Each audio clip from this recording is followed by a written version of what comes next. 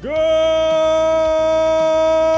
evening, baseball fans. How you doing? How you doing? Can you feel it in the air? It's postseason time, and my Red Sox are nowhere near it. And I'm kind of sad. What the heck happened to the Mariners? What happened to the Cubs?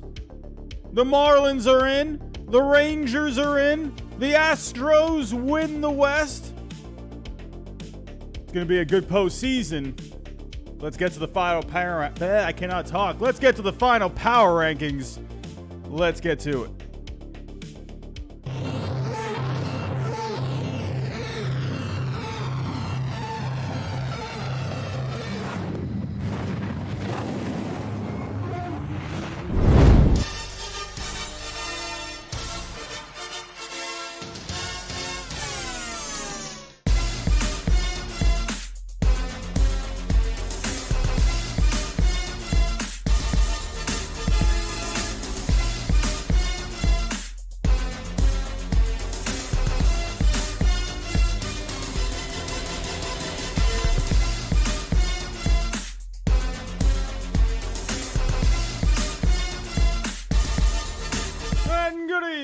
Baseball fans, how you doing? How you doing? How you doing? Hello.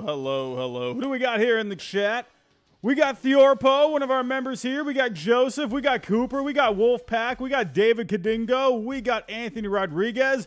Brian, how you doing, my friend? What is going on? Sean, how you doing? George, how you doing? Analytical Side of Sports, how you doing? Paul Jones is here. Double 13 is here. Reed Nolan is here. Nando 390, Nico Garcia, Kevin, what's going on, my friend? How you doing? Welcome, everyone.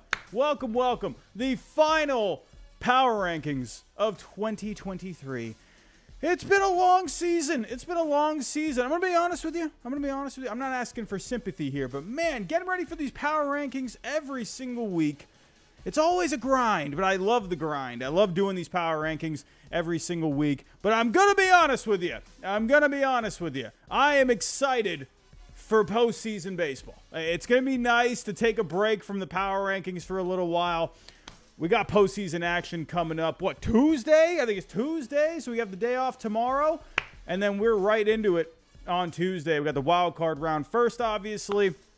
We got the next month of baseball full of playoff action. A lot of action this past weekend. Astros winning the West. Rangers had the West. They now fall to a wild card spot. The Mariners, in my opinion, just completely choking away a wild card spot. I just couldn't believe. I can't believe it. Did I jinx the Mariners? I think I jinxed the Mariners. I put them at number 2 at one point. I went for a bold pick at the number 2 spot for the Mariners, and I held firm with it. It looked pretty good at one point, and then I just looked really bad with it. And I guess I just ruined the Mariners. So Mariners fans, I am sorry. What can I say? But we're absolutely in store for a fun postseason. We got some new blood in the postseason this year. We got the Orioles. We got the Marlins in there. The Diamondbacks are in there. Of course, we got the usual suspects, the Dodgers. We got the Braves. We got these just powerhouse teams this year. The defending champion Astros are back. It's honestly, the postseason is always unpredictable, but this one I think is also falling into that category. Everyone's going to be leaning Braves. That's going to be the favorite for a lot of people. The Dodgers are always going to be a fun pick for everyone, but then you got these other teams out here like the Orioles. Can the Astros run the gauntlet yet again? I don't see why they couldn't. Why not? I don't see why they couldn't at all. But I will get to all that in a little bit. I'm going to go over each team, as always, with power rankings. Going to go from 30 all the way to number 1. And for tonight, the way I'm going to do it is, kind of just give like a quick little tidbit on my thoughts for the team this year. I'll go over the usual numbers, where they rank offensively, starting pitching wise, bullpen wise, and for some teams, go over what I think they need to do for this offseason if they did not make the playoffs. Obviously, when we get to the playoffs, I'll give my thoughts on that. But I do want to keep this to just power rankings tonight. Why? Because tomorrow night will be my postseason preview. That is when I'm going to get into everything I will go into some things tonight. I will go over, some quick thoughts, but I kind of want to just keep it really just to how I feel about these teams for the regular season. Again, I will talk postseason a little bit. I'll give my thoughts. But tomorrow night really will be when I dive into postseason action. I'm also going to be doing a separate video on predictions. You all know I'm just amazing at predictions. What can I say? My predictions are always just amazing. I don't think I've ever gotten one wrong. I mean, come on, what can I say? I'm kidding, obviously. My predictions are always bad, but that's what makes them fun. Who knows? One of these days, I'm going to go wild with some, and then I'm going to get them like almost all right, and everyone's going to be like, wow, he got he just did so good on those. And yeah, that will never happen. But anyway, my predictions, I always love having fun with predictions. The way I like to do playoff predictions or preseason predictions or whatever is because no one can predict anything. I mean, look at the Phillies last year. Everyone had them get knocked out by the Braves in that first round. No one saw the Phillies running the gauntlet like they did in the National League, and there they were against the Astros. So postseason is completely unpredictable. I always like to go with some sensible picks. I like to throw in some crazy picks in there. I like to find a balance between chaos and thoughtful at the same time. I hope that makes sense. So tune in for my predictions tomorrow. I'm going to shoot to post those in the late afternoon at some point. It's going to be a late night for me tonight going over those. But I have an idea of which teams I'm leaning to make it to the World Series. I'm already feeling pretty good about that. But we got to get to the power rankings tonight. Before I do get started, I will get to our sponsor halfway through the show, but just quickly going over it. Underdog Fantasy. Use the promo code HYDE. You get a double on your first deposit up to $100. The link is in the description down below. So go check that out. We are proudly sponsored by Underdog Fantasy. And we will also talk about one more sponsor later on, but I'm going to get into the show pretty quickly here. Also, everyone, if you can, hit that like button for me. Really want to get those likes up tonight. Let's try and get up to at least 100 likes for tonight. I don't see why we couldn't. If you can, smash the like button for me. And also, everyone, hit the bell notification. And here's why. For postseason action, I'm just going to kind of go over everything now. I will go over it again later on in the show. But for the few people that are here so far, postseason action, I will be doing nightly recaps, live recaps. So at the end of each night, after all the postseason action is done, come here. It's going to be the best coverage that you can find on all of the postseason action. I'm excited for it. I'm excited for it. And I'm going to be going live, honestly, as much as I possibly can. Pretty much every single night there is postseason action. I will be live here at my desk in front of all your faces. So make sure you do hit the bell so that way you know I am live. But definitely just tune in for post-game action whenever that last game ends. If it's a West Coast game and it's at like 10 o'clock here on the East Coast, I might put that off until the next day because, man, I'm a grandpa, man. I can't stay up that late. I'll try my best. I really will. But make sure you're tuning in for all that. Everyone, let's get to it here. Let's get to it. I'm going to get the music ready. We are ready to go. As always, we start at number 30, and we go all the way to number 1. Here we go. At number 30, the champion of the number 30 spot this year, the Oakland A's. The worst record in baseball, the worst run differential in baseball. 26 in offense on the year, mainly WRC plus. Dead last in starting pitching, dead last in relief pitching. We all know how bad of a team they are. I will say this for the Oakland A's. I wonder if they could be an interesting team next year. They do got a few fun young players in that lineup. I don't expect them to really do much next year, but I think they could be fun. You got Zach Galoff there. You got Noda in there. Two gritty guys in that lineup. I do like those guys, but, with the A's, they're obviously going through everything, with Vegas, with the move. But I wonder if they could maybe be a little interesting next year. I'm not saying playoff contenders, but I wonder if maybe they could be a bit more fun next year. We'll have to wait and see. They got some younger pitchers in there. Let's see if they can take a step forward, and let's see what they can do. But for Oakland, they are the official champion of the number 30 spot this year. I think they almost ran the entire gauntlet for this year for the number 30 spot. I think maybe there was 1 week I took them out, but it was very early. At number 29, we got the Colorado Rockies. You know, for the Rockies, there were a couple of bright spots here. Not a lot, but Nolan Jones, very good rookie season. Nolan Jones, this is a guy I've been saying to all of you, keep an eye out for him. In the last couple of years, he wasn't really able to do much with the Cleveland Guardians. Wasn't really able to get anything going there. They traded him. And with the Rockies, he's been great. He has a 3.3 Fangraph WAR on the year. He's hitting .297 with a 388 on base, a 536 slugging, 19 homers, 61 RBIs, 19 stolen bases. A very good rookie season for Nolan Jones. I'm just saying. Listen, that offense could be pretty good next year. If you got Jones, if he keeps putting up these numbers, a fully healthy Chris Bryant, Charlie Blackmon, who they just signed to an extension for next year. If Brendan Rodgers, this is a guy, top prospect at one point. What is this guy doing, man? He has got to get it going there. If you can get a little bit more out of Elihuris Montero, I think this lineup could be decent. I'm not saying they will be, but I think they could be. They have potential. The problem with the Rockies is always the pitching. They were 29th in starting pitching this year, 22nd in relief pitching this year. You know, so there is potential of the offense, but it's still it's a question mark for next year. Number 28, we got the Chicago White Sox. Big offseason for them. You got the new GM there. They're kind of moving forward. They're turning the page on the last few years. You know, obviously they traded away everyone at the deadline. You know, Giolito, Reynaldo Lopez, Lance Lynn. So we're going to be seeing a different White Sox team next year, in my opinion. But they really need to do something with this offense in the offseason, in my opinion. You know, Luis Robert Jr., a great season this year. He was fantastic. Moncada had a really good second half. Vaughn had 21 homers.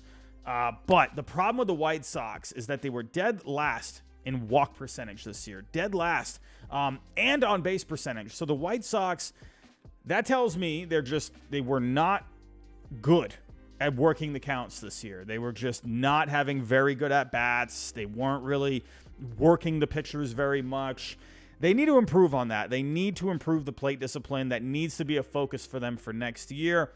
Can they go out there and maybe get another bat or two? You know, you got some guys coming off the books. They will have some money. I think they will be motivated this offseason. So keep an eye out for that. One guy that will be a free agent is Mike Clevinger. I think that could be a guy worth, you know, maybe talking to, see if you bring him back for a few years. He's a starting pitcher, obviously, coming off a pretty decent year with the White Sox. So the open market will be interesting, but maybe if he doesn't find the deal that he's really, you know, wanting, maybe he could. I think he's a candidate to go back to the White Sox. Dylan Cease took a bit of a step back this year.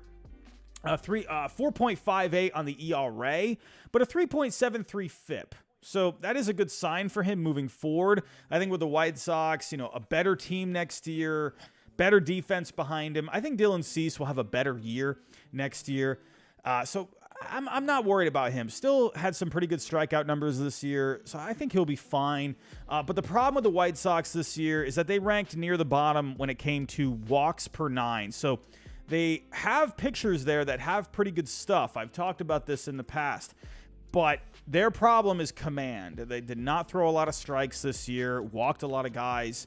So they need to kind of really, it's not just about the talent there. It's just the game planning. It's just the execution for the White Sox, in my opinion. And of course, yeah, they do need some more talent, but they still have a pretty good core there. I still think the White Sox could be okay next year. We'll have to wait and see, but they got a lot of things to work on. Speaking of a team with a lot of things to work on, we got the Kansas City Royals. You know, the Royals actually had themselves a pretty decent month. They went 15-12 on the month. They were pretty hot there towards the end of the year. I think they were 9-1 at one point over a previous 10 games. They were doing really well. You know, for the offense this year, really the main story was Bobby Wick Jr. He had himself a great year. With the starting pitching, though, Cole Reagans really emerged with the Royals. Remember, they got him back for Aroldis Chapman. That's what I'm saying, man. That's why I loved the signing of Aroldis Chapman. I remember people were like scratching their head. The Royals, they took such a good gamble giving him a contract, and then they traded him to the Rangers, and they got Cole Reagans. He was struggling with the Rangers, but he came over to the Royals and was so good with them. In 12 starts for the Royals, he went 5-2 with a 2.64 ERA, a 2.49 FIP, 11 strikeouts per 9. Very good, man. I'm excited for Cole Reagans next year.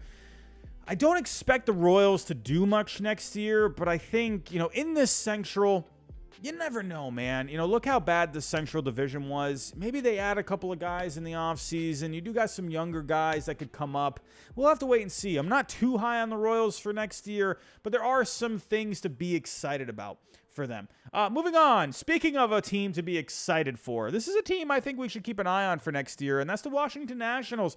They finished 70-92 on the year. That's a 15-win improvement from last year. They went 17-11 in August this season, so they were really good there for a little while. They came back down to earth in September, but overall, the Nationals really showed some signs this year, and I think the Nationals. I'll get to what I was about to say in just a second. Let me go over some numbers here. They were 24th overall in WRC+. CJ Abrams, Kyber Ruiz, they took a step forward this year. They're only going to get better, so I'm very excited for those two moving forward. Lane Thomas had a really solid year this year. Luis Garcia, he hit well down the stretch. Then you got some guys like Dylan Cruz, James Wood for next year possibly. I think this Nationals lineup, you're going to have a lot of young talent in this lineup next year.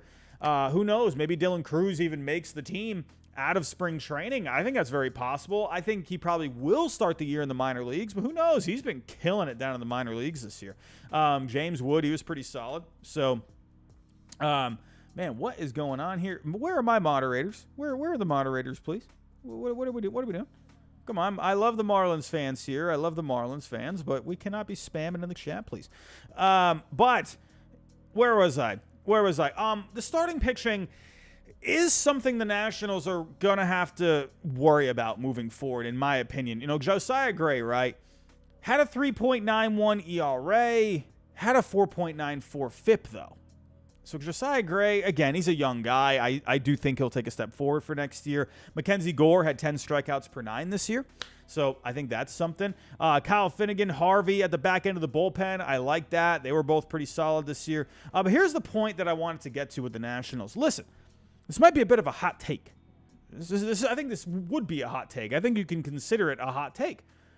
I would not be surprised if the Nationals went out this offseason and maybe made a couple of signings. Not like anything major, but I could see them possibly making some moves, right? They just improved by 15 wins from last year.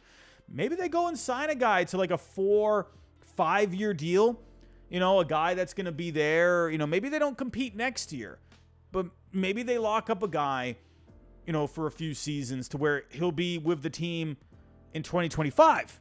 We've seen that before where maybe they get a head start on trying to, get a good team together. I could absolutely see the Nationals possibly making some noise. I think they're kind of a dark horse in this offseason because, listen, they got money. They got money. I know they're kind of going through like a weird thing with ownership or whatever. I'm not sure where that's at the moment. I haven't read too much on that. But I honestly really think the Nationals could go out there. Could they be get involved in maybe something major like the Aaron Nola sweepstakes possibly? I don't know. I could see them maybe going after a guy that they lock up for 6 years, right? Because they're going to be in that competitive window in the next few seasons. So why not maybe go lock up a guy that could help you out? That could be a major piece for you. Maybe not next year, but in 2025, right? To where you really are in that competitive window. So look out for the Nationals this offseason. I think they could be a sneaky team. Speaking of the offseason, everyone's wondering where Shohei Ohtani's going. With the Angels, in my personal opinion, they're not going to do it. It's the Angels at the end of the day. You know, it's Artie Moreno. The longer Artie Moreno's there, the longer the Angels are going to fail, in my opinion. I just think what they need to do is really focus on the future. They need to focus on these young guys. I really think they need to just go all in with the young guys that they have right now, even if that means another losing season for next year. Here's the thing with the Angels, right? Here's the thing.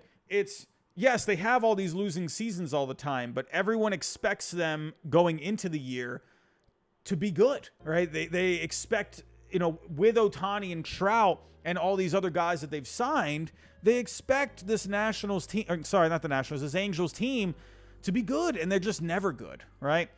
I honestly think just embrace the youth that you have. You know, look at Nolan Schanuel hitting 275 with a 402 on base in the 29 games he played. He had a 402 on base after literally just getting drafted. That's not bad, man. Moniak had a 495 slugging. Reed Detmers had 10 strikeouts per 9 this year. You know, I'm just saying, I think the Angels really need to just embrace the youth that they have. I really think they should just sell off pieces. I think they should trade Trout. That's going to be another big story this offseason. I feel like people are leaning right now to like Trout not going anywhere. I'm not counting it out. I'm really not. I really do think Trout, at the end of the day, it's like, how much longer does this guy want to stick around? I mean, I don't know. The guy's making money, but at the same time, I think he would like to go somewhere and win. I don't know, obviously, what Trout wants. I mean, I would imagine he would like to play some winning baseball, but how are you going to go into this offseason after you've had Ohtani, the best player in the universe at the moment, with Trout? You signed Rendon a couple of years ago. That was a bust. It's like, what do you do? Like, I think he's going to be a hard contract to move. Very hard contract to move. I think they will have to eat some of that salary unless a team is completely willing to take it. I could see maybe the Phillies doing it, you know, with Dave Dombrowski. You know, we all know Dave Dombrowski likes to make deals, so I definitely could see maybe the Phillies getting involved. Who knows? Maybe another team. Maybe. You know, but the Angels are going to be really interesting this offseason. Honestly, the most shocking thing that could happen is Ohtani just goes back to the Angels. I give that like a 1% chance. I won't count it out because he obviously has that comfort with the Angels. But I don't know, man. The Angels, they're just so disappointing every single year. But I think they just need to embrace the youth. I think they just need to go into a rebuild, in my personal opinion.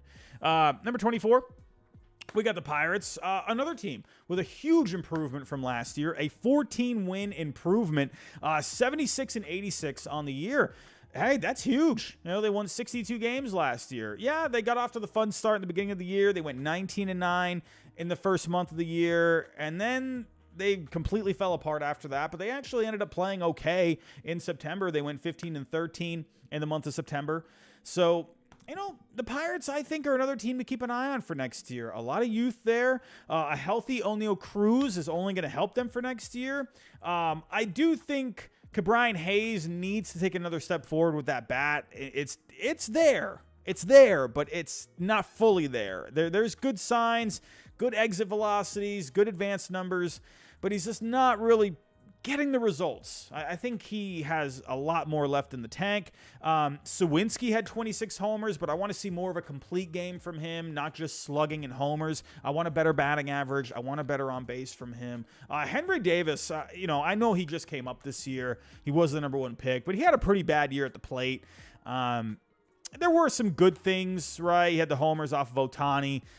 You know, so there were some things there, and I'm not expecting a guy to come up and just be amazing right away. You know, Henry Davis, who knows what the position will end up being. I would imagine he'll probably do a little catching, maybe some more outfield. You know, we'll have to wait and see what they end up, you know, fully committing to with him. But I'm expecting him to do a little better for next year.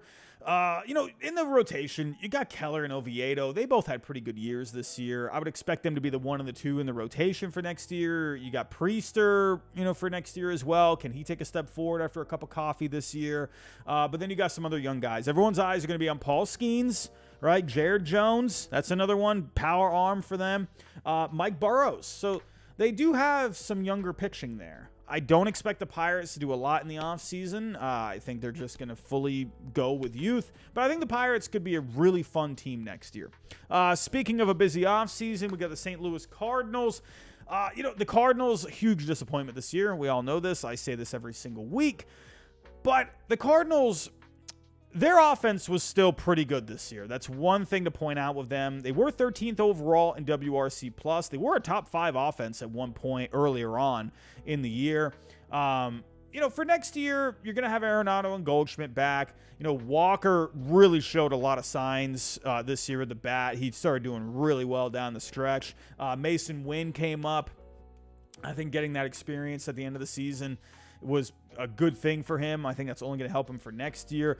The problem with the Cardinals is the pitching. They just did not have any really just formidable starting pitching this year. They need to improve on that. They need to add.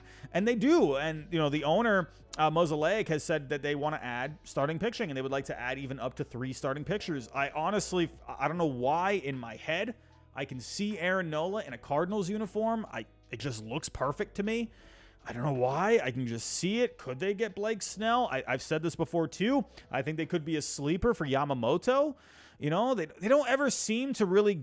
They have added guys overseas before, but I wonder, especially with their need for starting pitching, I wonder if Yamamoto could be a guy for them. I wonder. Could they make a trade? They do have bats. They do got some surplus outfielders there. Could they maybe just go make a trade in the offseason? Maybe we're going to talk about the Mariners here in a little bit, but the Mariners, they got to add some bats. I still think the Mariners and the Cardinals are perfect trade partners. They have needs, right? I think they can both help each other out. You got some young pitching for the Cardinals. That's something they really needed at the deadline, and they got it. Takoa Roby, he's been pitching really well at AA. They got him from the Rangers. And the Jordan Montgomery deal. Remember, you still got Tink Hence. He has good stuff. McGreevy, he's been okay, not really. You got Grassifo. So you got some younger arms down there, but I definitely expect the Cardinals to make some noise this offseason. Speaking of noise, let's talk the New York Mets. The big story. Buck Showalter not returning to the Mets next year. They have parted ways. Basically, he was fired. The report was that they said, hey, we're not going to be bringing you back. This is kind of your chance, to walk away. If not, we are going to remove you from the role. So basically, they just said, yeah, this is going to be the parting of ways here. I expected that. I said this not too long ago. After the Mets kind of did what they did, they sold at the deadline. They're kind of going with more youth. Showalter fit the team last year. That they needed a guy like that last year. They needed a guy that was going to come in, be like just that veteran presence there, a guy that's been there, done that. But this year, it kind of just felt like, I don't know. Who knows what's going through these guys' heads, but I think they said to themselves, hey, good season last year. We added Verlander. We had Scherzer already. They made some moves. I just felt like they just put so much pressure on themselves this year, and it just crumbled on them, And I think they just need to embrace a new era in there. Obviously you got your core, you got your guys there like Lindor, who's had a really good season, had an 808 OPS, 31 homers, 98 RBIs, had 31 stolen bases. Honestly, Lindor, in my opinion, had a really underrated season. Yeah, I think he was not talked about enough. He was very good this year, especially defensively. Nimmo had a really good year. Nimmo had a great year, hit 274, 363 on base, 466 slugging, 24 homers. Dosey Marist, I love the idea. Bobby Valentine back to the Mets. You know what? Let's do this. Alex Cora, as the new GM for the Red Sox, as the new president of baseball operations, let's get Bobby Valentine back to the Red Sox. I feel like we need a little more Bobby Valentine in our lives. But we need a little bit more out of Jeff McNeil. He only had a 711 OPS this year. 378 on the slugging. That's not going to get it done. So they need more production out of him. Pete Alonso's an interesting name to keep an eye out for this offseason. Had 46 homers. But for the Mets, hey, they're looking towards 2025. They want to add some prospects. Pete Alonso has value. he can really help out some teams. I think the Mariners could be a good team for Pete Alonso. They need some thump in that lineup. We'll talk about the Mariners here in a little bit. He's a name to absolutely keep an eye out for this offseason. Francisco Alvarez had 25 home runs, but he needs to be a bit more consistent with the bat. Vientos had 6 home runs in September. So Vientos, could that be a name for next year that can really be a big piece for them? In my opinion, Brett Baty had a couple of stretches there with the bat, but overall, pretty disappointing year, especially considering how good he was in the spring. Mets fans were all over Brett Baty coming into the year, calling for him to be the opening day third baseman. I actually wonder if maybe that got to him a little bit. I'm kind of doing some radio talk here right now, but I wonder if that actually kind of got to his psyche a little bit. Maybe I'm probably wrong, honestly. I'm probably very wrong about this one, but I almost wonder, the guy had momentum coming out of spring. He had a really good spring. I feel like you probably should have just put him as his third baseman. I wonder if that actually just kind of messed with him a little bit. Maybe I'm wrong. I don't know, but he did not put up good numbers this year. But overall, times are changing for the Mets. They're going to need a new manager now. Who could be the new manager? Everyone's looking at Craig Counsell. I know they're in the playoffs right now, but remember, they just brought in David Stearns. Craig Counsell had the connection with the Brewers. I feel like someone like Craig Counsell, someone that's, a former player, right? I feel like he would do really well with that team. I feel like he'd be a really good fit. You got some other guys out there as well. Maybe Espada, the Astros bench coach. I can maybe see something like that. A guy that just knows how to win, but connects with the players as well. So I wonder who it could end up being for the Mets. Another interesting offseason for the Mets. I don't expect any big signings for them, to be completely honest. I think they could make a couple of moves. I don't expect the Mets to be completely quiet, and I don't mean just trade Pete Alonso. I think they could maybe add a piece or two. They're still going to try and compete next year. They still have talent on this team, so it's not like they're just going to kick the bucket down the road to 2025. Yeah, they're going to compete. So I could see them still adding, do I expect them to add like a big piece? No, but I think they could go after a guy like, maybe 3-year deal, maybe a 4-year deal for a guy. They'll try to compete next year. They still got Senga. Senga was really good this year for them. 29 starts, a 2.98 ERA, 3.64 on the FIP. Very good year for Kadai Senga. No, I don't think he's rookie of the year. In my opinion, I know he's technically a rookie, but this guy just played in Japan his whole life. Last time I checked, Japan just won the World Baseball Classic. So it's not like he just came over from some ragtag league. The guy was going up against good competition in Japan. So yeah, he's a rookie. I don't know. I don't consider Senga a rookie personally. That's just me. Quintana, he was decent after coming back. David Peterson was pretty good in his last 5 starts. A 3.18 FIP. Hey, I think the Mets could be okay next year. We'll see. Number 21, rounding out the bottom tier, we got the Guardians. Kind of a bummer of a year for the Guardians. I think they overachieved last year, which I did expect that last year. I don't know why. I had a good feeling about the Guardians last year, but this year I did not have a good feeling about the Guardians. I don't know why. It was just something there. I just wasn't feeling it. But the offense this year was sluggish. Only 22nd in WRC+. Jose Ramirez with a good year, an 833 OPS, 24 homers. Josh Naylor had a 127 WRC+. Bo Naylor had a 479 slugging.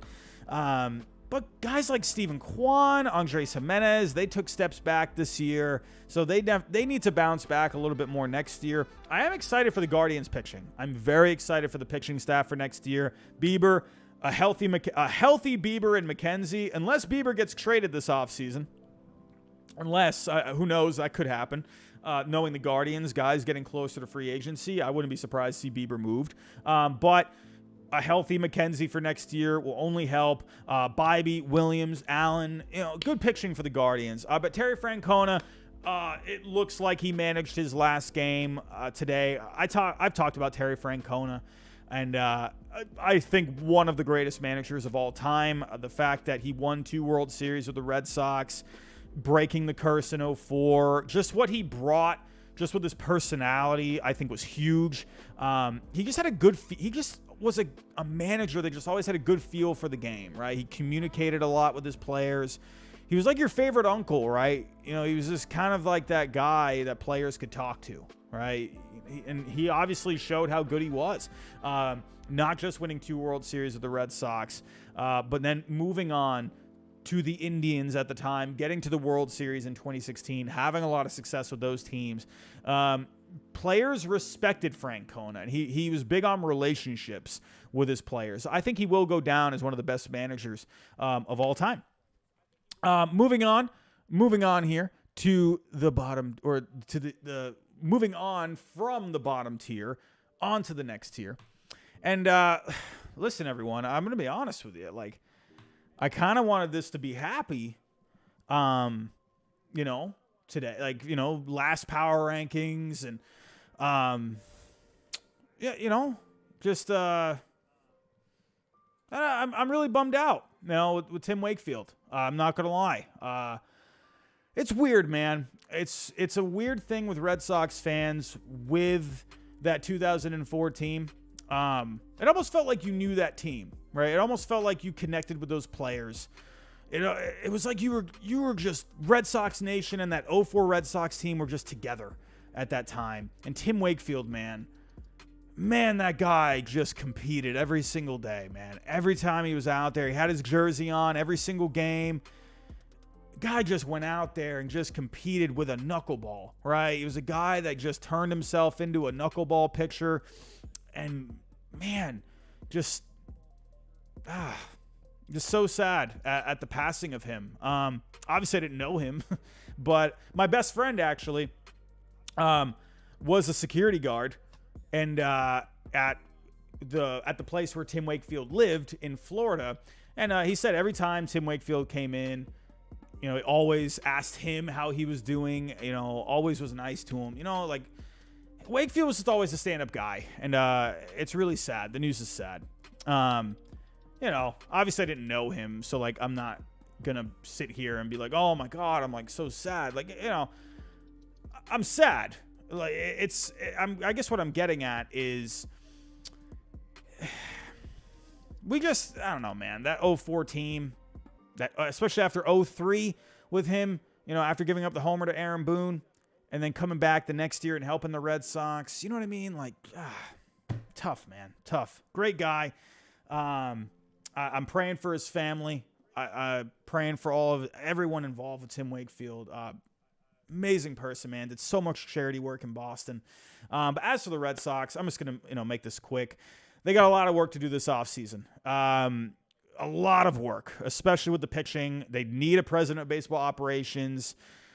It's going to be a long offseason, but it's going to be an exciting one. They're definitely going to be in on starting pitchers out there. I would imagine they're going to be in on Yamamoto, Aaron Nola, Blake Snell. I would imagine they're going to go try and land one of those guys.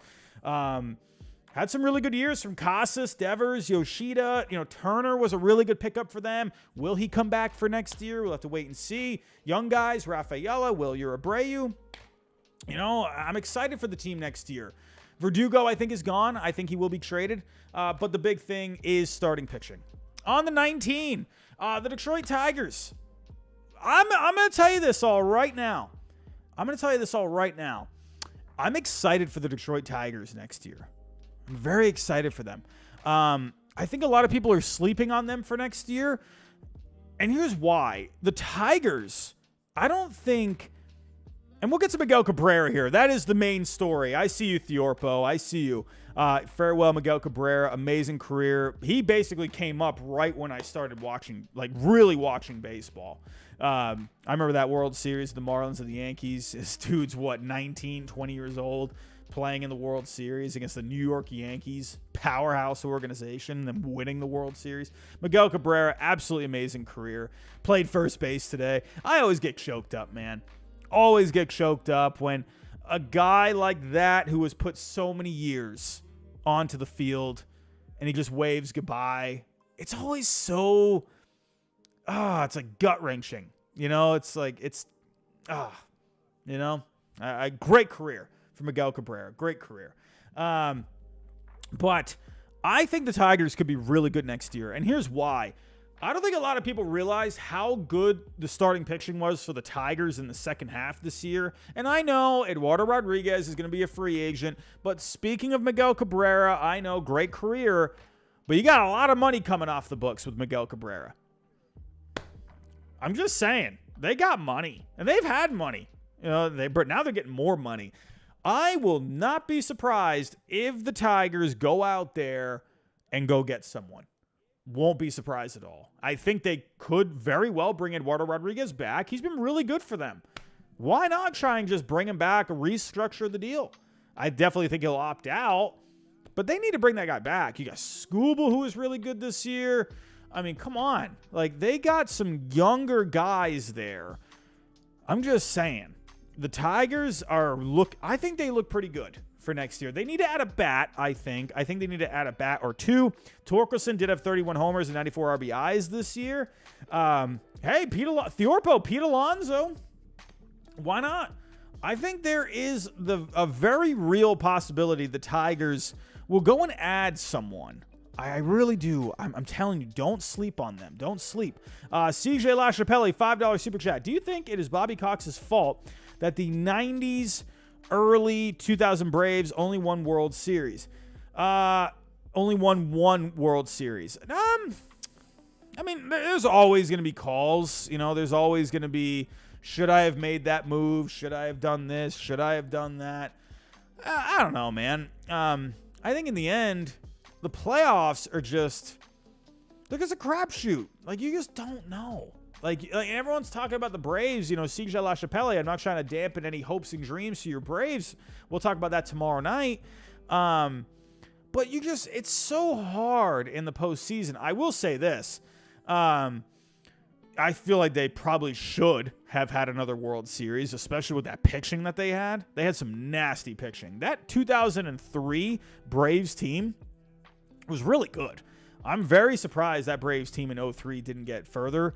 That 98 Braves team, the 1998 Atlanta Braves, in my opinion, will be, I think, one of the most disappointing teams of all time. That team was so good. A really good offense, really good pitching, and they just fell flat. I'm just saying, yeah, I mean, I'm not going to put it all on one guy. Sure, everyone, if you lose, there's going to be blame all the way around. So, yeah, I think you could probably put a little bit on Bobby Cox. I'd have to go back in time and really go look at some, moves that were made. I can't fully remember. But yeah, I definitely think there were some teams over the past that probably should have won. Did he maybe manage them as well? I don't know. Sure, I definitely think that's a possibility. So I do think that 03 Braves team and the 98 Braves should have gone farther, though. Should have gone farther. Anyway, moving on. I have high hopes for the Tigers next year. For the Giants, hey, Giants fans, man, I feel bad. You went 49-41 before the All-Star break, and then after the All-Star break, you fell flat. 30-41 after the All-Star break. Man, and you know what it was, in my opinion? Depth. They lacked depth with the pitching. They had a good bullpen, but they had so many injuries to that pitching staff all the time. They just couldn't really do it. But here's another thing, though. Their offense, did you know that unless I overlooked something, it's very possible I overlooked something. My potato brain definitely gets the best of me. I am pretty sure I only saw one guy on that team with over a 500 slugging, and that was Wilmer Flores, unless I completely missed someone. Did I miss anyone? Wilmer Flores had a great year. Over a 500 slugging, a very good year for Wilmer Flores. Great numbers. But I think he was the only guy with over a 500 slugging. I could be wrong, unless I missed it, but I think that's what I saw. They need bats. They need some thump. They need something. Patrick Bailey was good this year. Great defense. But they need more out of the bat. They definitely need to add someone, and everyone's going to be looking at Shohei Ohtani. They had the money for Judge last year. I'm sorry, man. I'm throwing the bag at Shohei Ohtani if I'm the San Francisco Giants. You should have offered more for Aaron Judge. I'm sorry. You should have thrown another like $20 million at him. And that's the thing with the Giants. Like, you needed to pay him more. Like, he was, that. Well, I hate that they didn't land Aaron Judge. I just hate. They got Arson Judge though. But they really need to. They need to get Ohtani. Seriously. They need to get Ohtani somehow, some way. Yeah, Wolfpack, you're right. Aaron Judge wouldn't have solved all the problems, but it would have really helped. It would have really helped. I'm just saying. I guess he would have played more at Dodger Stadium, so he probably would have more of a chance he would have hurt himself. So, maybe that was a good thing, actually. So, anyway, they need a bat. Ohtani, in my opinion, you got the money. Throw the bag at the guy. I'm just saying. You got Bellinger. Maybe Matt Chapman. I think that could be decent. But for the San Francisco Giants, looking for a better second half next year. Number 17, let's talk about the Yankees. How about the Yankees? 17-10 in September.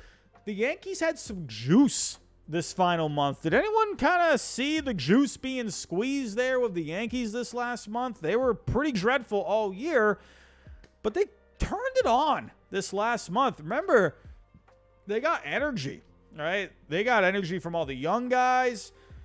Cole pitched great down the stretch. How about Michael King? Michael King was so good as a starter for them. Did anyone realize how good Michael King was? Listen to this. Michael King, as a starter, I think he had 8 starts, 10 starts, somewhere in that range. I can't remember how many starts he had, but he had a few. He had a 1.49 ERA, a 1.61 FIP, and 12 strikeouts per 9. Oh, as a starter, Michael King, I'm just saying, man. I'm just saying. But Garrett Cole looks like he locked up the Cy Young. Had the complete game shutout against the Blue Jays this past week. 2.63 ERA on the year. 3.17 on the FIP. Over 9 strikeouts per 9. I think Garrett Cole has locked up the Cy Young. But the big thing with the Yankees, they need to do something with this offense. I think the main thing they need to do, because not one player out there is going to fix it, they need to do something philosophically with this offense. And actually, Aaron Judge even had something to say. He had something to say here. And I will actually share this. And I've been saying this for how long? I've been saying this. Has Aaron Judge been watching the show? I think he's been watching the show. Yankees need new ideas. I've been saying that. I mean, I know I'm not the only one saying it, so I'm not going to act like I'm like the smartest guy in the room right now. I'm definitely not the only one that's been saying it, but I know I've been saying it. I've been watching this Yankee team for years. I just talked about Aaron Boone not too long ago. In 2003, the walk-off homer. The Yankees were always scary. You were never excited about the Yankees coming to town. You knew you were in for a battle. They just don't seem like that anymore. Like, they just seem so... They're like Swiss cheese. They got holes all over the place. And even if they have talent, Swiss cheese is pretty good. I like me some Swiss cheese, but they got holes. That's what the Yankees are. They're Swiss cheese. And he says here, there's some bigger picture ideas and philosophies that I think maybe need to change. I think it needs to change everywhere. I think it needs to change in the front office. I think it needs to change in the scouting department. I think it needs to change how they're doing their minor league developmental. Everywhere, the Yankees need to change. They need to stop it with how far you can hit the ball, how hard you can hit the ball. Who cares? Look at the Marlins. Look at the Marlins this year. They focused more on contact, and look where they are. 2003, 20 years ago, Marlins Yankees in the World Series. 20 years later, I mean, I know the Yankees have made the postseason way more than the Marlins have in the last 20 years, but I'm just saying, 20 years later, the Marlins are in the postseason and the Yankees are playing golf. I'm not saying, whatever. I know the last 20 years, the Yankees have obviously won a World Series in that time. I'm just saying. But 20 years later, the Yankees are not up, with the times. The Marlins figured it out this year. The Marlins, yeah, they made some moves. Yeah, so I'm not going to say the Marlins, developed their way to a playoff spot, but they definitely did a lot of developmental with their players. But the Yankees need to do something here. After hearing everything about what was going on in the minor leagues, like they're having contests or games or whatever, like on how if you get a point for hitting the ball over 95 miles an hour. Like, you weren't focusing on mechanics. Like, you weren't focusing on anything. They just wanted these guys to try and hit the crap out of the ball. That's, like, so weird to me. Like, I don't get that. But the Yankees, seriously, they need something here. No player is going to fix it. No group of players is going to fix it. Because look at all the players they've been bringing in. They have made moves. But listen, if you're what's the phrase? You can't turn I can't remember the phrase. Chicken salad, and I'm not gonna curse on this channel. This is a family friendly show. Not gonna do it. But if the Yankees, they're just bringing in all these guys and they're just having them perform their way, and their way is just crap. Well, they're not gonna do anything. Look at Joey Gallo. He was awful. Gallo, that guy should have been so much more for the Yankees. He was a dream come true when he came over to the Yankees. Everyone was stoked. And look what happened. So many guys have just come in and just been awful. And then they leave, and they're so much better. So Aaron Judge is absolutely right here. I'm sorry I'm rambling. But they need to focus on new philosophies. Modern time baseball. Sorry. If that means you got to get rid of all these guys, the leading guy of player developmental. You need new faces, fresh ideas. You need new everything brought to the table. But I also think too, you gotta go with the young guys too. Volpe, Dominguez, Oswaldo, Pereira, Peraza, Florial, Wells. Really embrace the youth movement. So, moving on, number 16. Here we go. Number 16. Let's get to the Cincinnati Reds. It was a fun year. It was a fun year for the Reds. But in the end, they just didn't have enough. Kind of like the Giants, they just didn't have enough depth. They had injuries. That definitely didn't help. Losing Matt McClain at one point did not help. You didn't have Hunter Green, Nick Lodolo a lot this year. That definitely didn't help. Overall, they finished 20th in WRC+. You got a lot of good bats, with Steer, and Ellie De La Cruz was red hot when he came up. He's been hot lately, too. And then, obviously moving forward, McClain and Christian Encarnacion Strand as well. So you got some excitement there with the Cincinnati Reds. Also, Joey Votto ejected today? In his last game, possibly? He got ejected? That sounds like a Joey Votto kind of a move, in my opinion. Did he do it on purpose? Maybe he didn't want, I don't know, maybe he didn't want the send-off. Maybe he just wanted to get out of there. Was that done purposely? I don't know. But the pitching, I'm excited for the pitching next year. Hunter Green, Nick Lodolo, Abbott as well. Graham Ashcraft, Williamson. I'm just saying. They got some good young pitching for next year. Good bullpen this year as well. So for the Reds, hey, they just didn't have enough this year, but they were fun at times. At number 15, I got the Padres.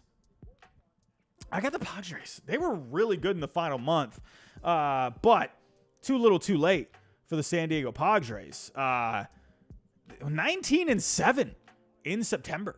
That's really good. At the end of the day, though, you got to play good baseball over the full year. And they never got it going. In the end, they finished 14th in WRC+, but they were so bad with runners in scoring position this year. So that, to me, that sounds like a preparation thing. That sounds like a scouting thing. That sounds like these guys weren't fully prepared, whether that's on them or the coaches or scouting or analytic department. I don't know. There was a disconnect there somehow because you have talent on this team, and the fact that they were never able to get these guys home, that just blew my mind, man. Just crazy. Juan Soto, a really good year for him. Hit 275, a 409 on base, a 519 slugging, 35 homers, 109 RBIs. You're starting to see some speculation right now with Juan Soto and maybe a trade in the offseason. Listen, I don't think he will get traded because the Padres are that at the end of the day, it's like you gave up so much for Soto. I just think it would be silly. From a what's the word I'm looking for? From a I can't think of the right word, but from a principle standpoint, like you gave up so much for him, and then if you basically trade him off for basically 60 cents on the dollar, basically is kind of what you're looking at if you trade him, because you're not going to get the same value back.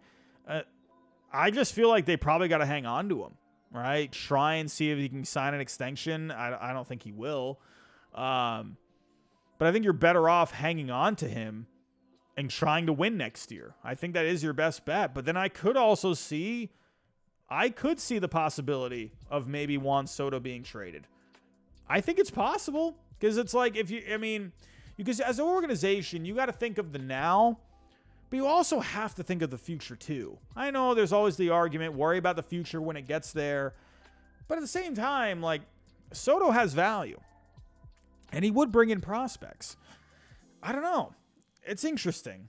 I think it's a good debate. Should you trade Soto or hang on to him? I definitely think there's both sides.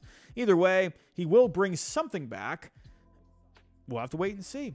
Bogarts, he ended up getting hot there down the stretch. He started high, he went cold for a little while, and then he's been really good lately. Ended up finishing with a 285 average, a 350 on base, 439 on the slugging, 19 homers. So a good first year with Bogarts and the Padres. Machado, he got really hot in the month of September. Overall, the numbers ended up looking okay, but to me, he turned it on just too late, and I feel like he had a pretty disappointing year. You saw a lot of stuff in the clubhouse. I definitely think there's some chemistry as well in that clubhouse. There's something there, man, and I think they need to bring in a manager personally. I think Bob Melvin, I don't know. I feel like most Padres fans would agree with me that maybe Bob Melvin's not the right guy. Kind of like how Showalter was the right guy last year for the Mets. Melvin was the right guy for the Padres last year. I feel like he might not be the right guy moving forward. You know? I don't know. I feel like they maybe need to go with someone younger, someone that can connect with the players a little bit more. I'm guessing they're going to go after Ohtani. You know, AJ Preller loves Ohtani. I would imagine they're going to go after him this offseason. I don't think they'll land him, but I definitely think they'll go after him. Tatis. I will say this about Tatis. A pretty quiet year, and I think that's actually a really good thing for Fernando Tatis Jr. I think the more he just stayed out of the headlines, I think it was better, right? Remember going to the minor leagues, you know, this guy was just going off, and then he came up to the majors this year and ended up having a pretty quiet year overall. Hit 258, a 322 on base, 449 on the slugging, 25 homers. I feel like Tatis could be really good next year. I wonder, because he missed a lot of time. He kind of didn't really have like his, you know, the normal routine, you know, coming into this year. Had the suspension. Remember, had the injuries as well, you know, he had the broken wrist, right? You know, so I feel like Fernando Tatis Jr., like Acuna this year, how Acuna had like kind of a sort of a down year last year, but it wasn't bad.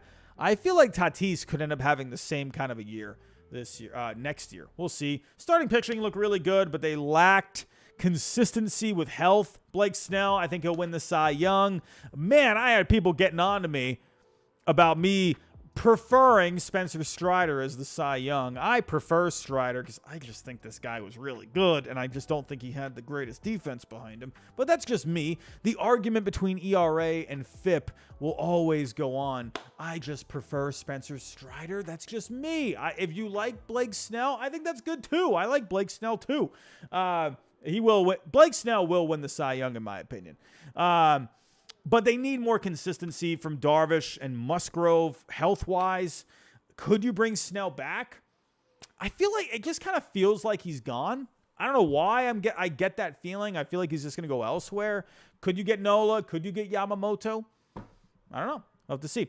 Super chat coming in. Super chat coming in from Oscar Cervantes. How you doing, my friend? $5. Issue has to do with the fact that the Padres are not currently compliant with the league's debt service rule in the CBA. So, yeah, that's another thing, too. High salaries, high payroll. So, definitely got to think that they're going to be doing something maybe to try and lower that this offseason. I wonder. I think it's going to be a really interesting offseason for the Padres. So, we'll have to wait and see. Here we go. Number 14. Oh, man. Whew. The Cubbies, man. I had a tweet this weekend that went viral. I put a tweet. I had the picture of Squidward looking out the window. You know what? I'll just go pull it up. What's the meme of Squidward looking out the window, and you got Patrick and SpongeBob. They're running around and they're having fun. And but instead of just having Squidward looking at SpongeBob and Patrick, it was the Cubs logo on top of Squidward and the Marlins logo on top of SpongeBob and Patrick. And this was the picture. It went a little viral. I'm actually really surprised. I did not expect that. But here you go. 20 years later, the Marlins knock the Cubs out of the playoffs. 20 years. Remember they knocked him out of the NLCS 20 years ago? And here we are 20 years later. And I'm just saying, the Marlins, they got their number. They got their number. But the Cubs, absolutely brutal way to end the season. They looked really good, man. 18-9 in August. Very good in August. And then they just fell apart in September. They went 12-17 in September. They just went ice cold. CJ LaChapelle, it would not seem right for Strider to get a Cy Young before Fried. I know, right? Strider's really good, though, man. He's really good. But overall, the offense finished 15th on the year. Bellinger had a great year. I think Cody Bellinger's gone. I do think he's gone. He had a post game today talking with the media. He basically said his time playing with the Cubs and playing at Wrigley Field was special. He used the word was, and you can even see the reporter that's like standing there in the video. As soon as he said the word was, the reporter just went, oh, like he reacted to it. I thought that was hilarious. But the fact that Bellinger said the word was, that to me, I think he's gone. I don't think Bellinger's coming back. As for the other guys, Suzuki ended up having a really good year, had a good second half. Ian Happ, he was solid all year. Swanson, I think, was a really good pickup for the Cubs. I think he was really good. I think he was pretty underrated this year. Very good defensively. Swanson is amazing defensively. I think you could do a little bit more with the bat. Had 22 homers and 80 RBIs. But overall, just wasn't enough for the offense this year. The pitching, Justin Steele was the star of the show for the Cubs. He went 16-5, a 3.06 ERA, 3.02 on the FIP. He kind of sputtered a little bit in the last month. He had a couple of rocky outings there that I think cost him the Cy Young. I think if he had a really good September, I think he would have won that Cy Young. Kyle Hendricks had a really solid year. Underrated year. Stroman, he was pretty solid for the most part until he got hurt. Taillon was a huge disappointment. Jameson Taillon, I think, really hurt the Cubs this year. Jordan Wicks, that's going to be a fun one for next year. He's been a little bumpy lately, but when he first came up, he was really good. I would imagine they're going to be active again in the offseason. I keep mentioning Ohtani, but I think they will be a team in on the market for him. I think the Cubs are once again going to be active, but a tough finish for the Cubs. Tough finish. Ugh. Don't even get me started with this next one. I can't believe the Mariners just completely blew it. I can't believe it. I really can't. I went bold, right? I said in the beginning of the show, I went bold. I thought the Mariners, they had it. I thought they got it figured out. I thought they had it. I really do. And in the end, the Mariners, they just didn't have enough. It is what it is. I think I jinxed them. I think I cursed them. But the Mariners, The one problem they had in the first half of the season was their offense. That was a big problem. And then they turned it on after the All-Star break, and they looked really good. Their pitching was good all year. They ranked 5th in starting pitching this year, 4th in relief pitching. But the problem, I think, mostly was the offense, right? Julio Rodriguez, he had a bad first half. I think that definitely hurt them. But let's not blame Julio Rodriguez completely. The whole offense underperformed. I think they were really disappointing. Ty France had a down year. Eugenio Suarez and Teoscar Hernandez, I'm sorry, they stunk. They stunk. To me, they were very underwhelming this year. They definitely had some homers. You know, they combined for 48 home runs, but they had low slugging percentages in the low 400s. That needs to be better. You can't be just rolling with one guy who's hitting over 500 with the slugging. You need more thump. That's something they're going to have to address in the offseason. Their offense, it got hot, and then it went cold again. Julio Rodriguez, he got red hot at one point, and then he cooled off, towards the end of the year. They need a bat. Could that be Ohtani? I'm sorry, I keep mentioning Ohtani, but he is the bat that everyone's looking at. And hey, Mariners fans, they were loud for Shohei Ohtani at the All-Star game. They want him to come there. I think the Mariners will put on a full court press for Shohei Ohtani. I think it's very possible. We just mentioned Bellinger. Could Matt Chapman be a guy? You got Justin Turner, if he doesn't exercise his option. Max Muncy, he has an option as well. If those aren't exercised, I could imagine the Mariners maybe looking at those guys. Could Pete Alonso be an option in a trade? Yeah, sure. I definitely think so. But the Mariners, extremely disappointing this year. I thought they had it figured out, but in the end, the joke was on me. At number 12, let's get to the playoff teams. So I guess we're now in the playoff team power rankings, I guess. Tomorrow is going to be the power rankings, or not the power rankings, but the preview for the playoffs. I guess it's going to be kind of like power rankings. I'm going to rank the teams, but I'm going to put them in tiers. Ballcap Sports actually just did something very similar tonight. Go follow Ballcap. Hey, he had a great show earlier. I'm going to be doing the same thing tomorrow. I'm going to be kind of doing my tiers for the playoff teams tomorrow. I'm going to go a full dive into each team, and I'm going to go into the matchups. I will be doing a playoff prediction video separately. So be on the lookout for that tomorrow. But video tomorrow, as well as a playoff preview tomorrow night. I'm going to be shooting for around maybe like 8 o'clock. I'd like to do that a little earlier tomorrow. So here we go. Let's start off at number 12 with the Diamondbacks. Hey, they had the second wild card spot. They ended up dropping to the third one. They went completely cold this last weekend against the Astros. Overall, their offense has really been stinking up the joint. 26 in offense in September, 18th on the year. Corbin Carroll, Marte, Walker, they had good years. Lourdes Gurriel Jr., he was solid for them this year. I think that ended up being a really good pickup for them. I think Varsho, moving him to the Blue Jays, and I think, getting Gurriel Jr. in return along with, Moreno, I thought that was a really good move for the Diamondbacks. And, hey, Gurriel Jr. ended up having a pretty decent year. Ketel Marte was really hot this month. Moreno, Carroll have been solid this month. But a lot of other guys are slumping. Christian Walker's been slumping this month. Tommy Pham, he slumped a little bit too. But starting pitching, very good lately. 4th over the last month. 4th in Fangraph WAR over the last 30 days. Zach Gallen, Kelly, they've had really good years. But there's not really much behind them. I'm a little worried about the Diamondbacks in this postseason. I don't know.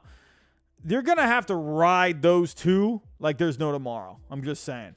Fat, he's been interesting this year. I think he's an arm that could maybe do something in this postseason.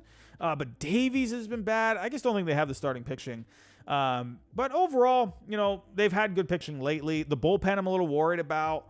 24th in the bullpen this year. You did add Seawald. That helped. But for me, the Diamondbacks, I don't know, man. I'm not too confident in the Diamondbacks. in this postseason. I feel like I'm the only one that called for them to make the postseason. I think out of all my awful predictions in the preseason, I think I actually got this one right. I think I called for the Diamondbacks to be the third wild card. So, hey, I got one thing right, so I'll take it. And one that not many people thought of.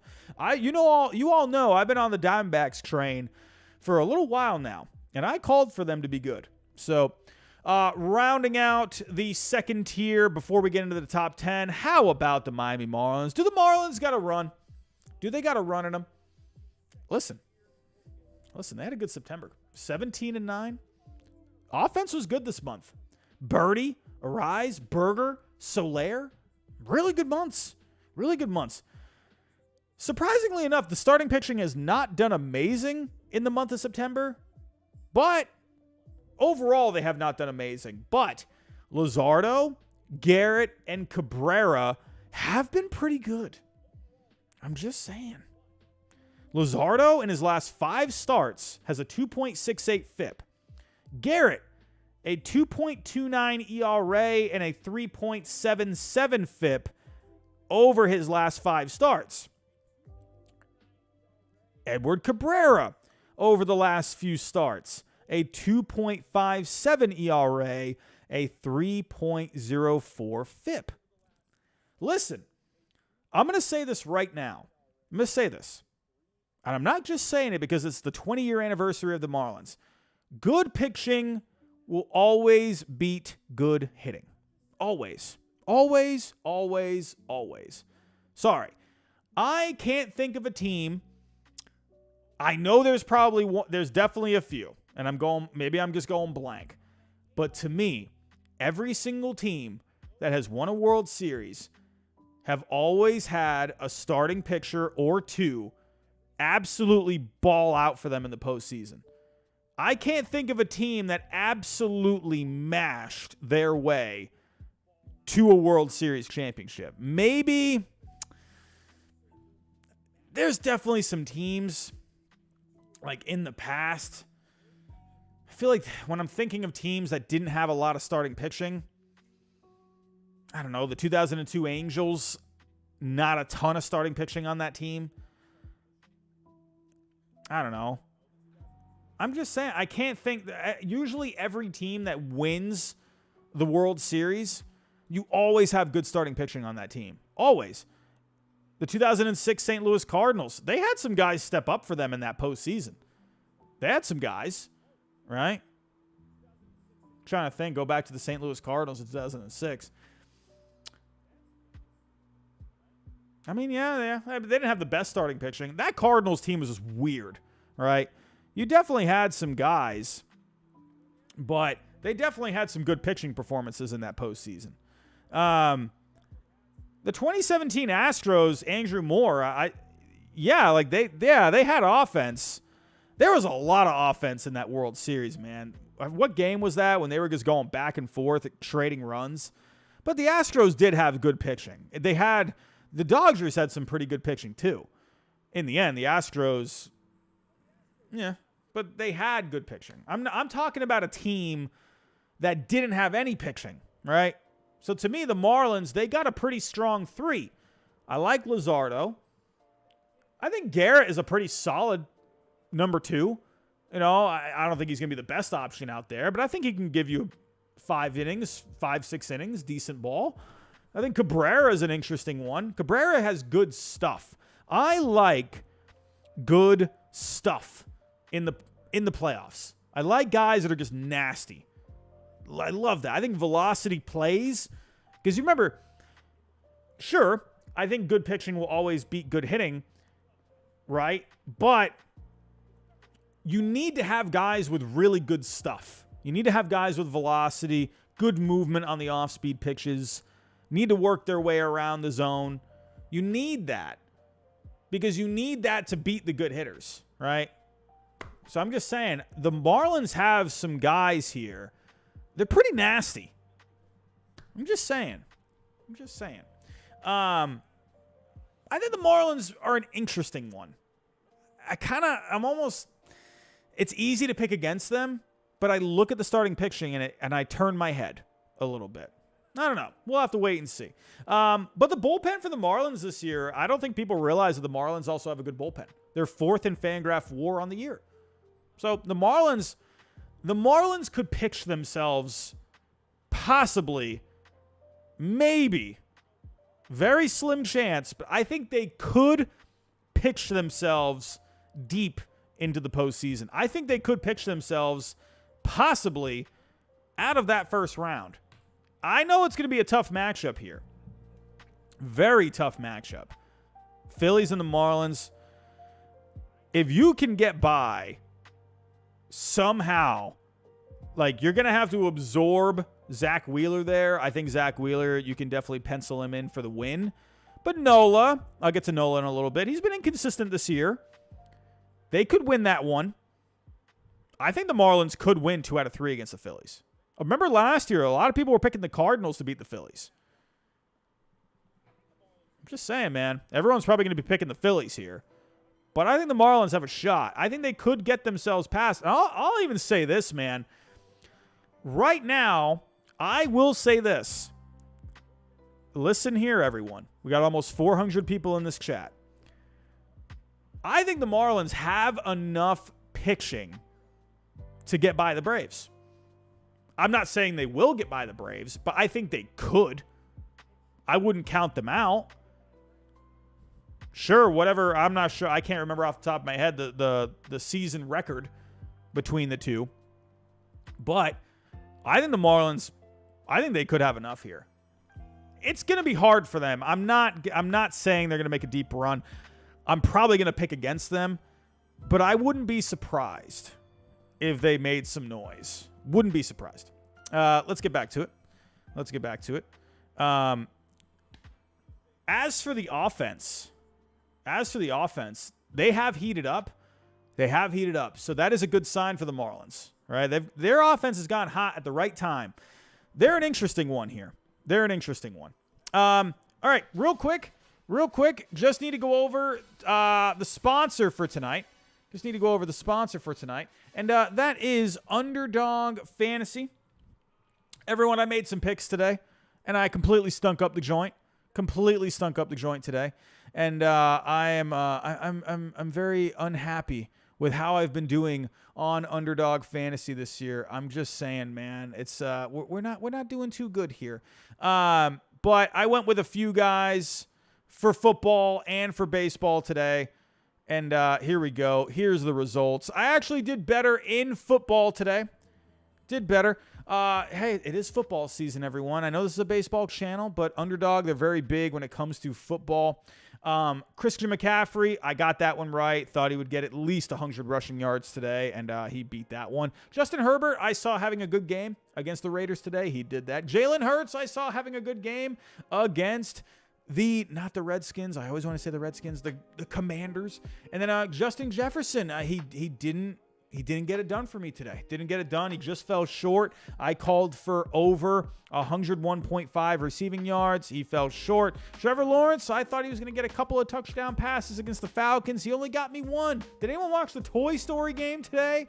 Or whatever. Was that today or yesterday or whatever it was? But I could have won a couple $100 here. Or no, I could have won $400 here. I was really close to winning $400. I'm just saying, look how close I was. So, as for baseball today, I went with Eduardo Rodriguez pitching a good game. He did that. I'm a little bummed out with Michael King. I thought Michael King was going to ball out today, and he didn't get it done for me. He's been really good for them as a starter, but today he didn't go. He didn't get it done. Torkelson, he fell short in the fantasy points. Ellie De La Cruz, he did not get a base hit for me today. And then Juan Soto didn't get a base hit today. So I'm losing money left and right, everyone. But always make sure with Underdog Fantasy, you are playing responsibly. The code is HYDE. The link is in the description down below. Go sign up. Use my code. They are a proud sponsor of the channel.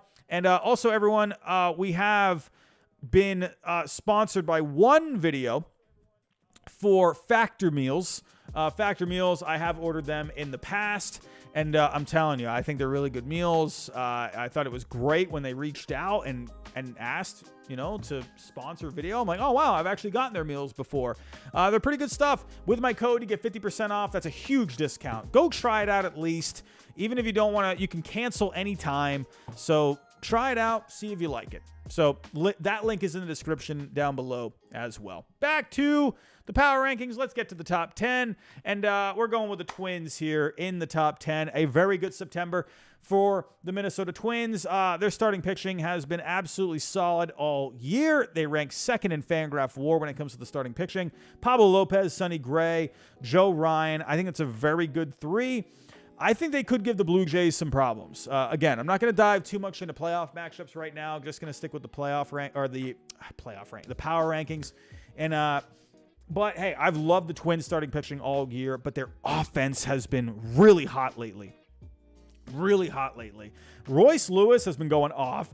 Wallner's been hitting well. Jeffers has been hitting well. Julian's been hitting well. Kepler, Kirilloff, Polanco, they're getting a lot of bats right now. Imagine if Correa got red hot.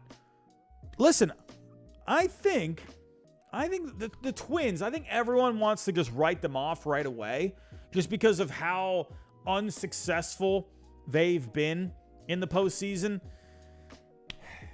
It's like you want to pick the Twins, but at the same time, I don't know, man.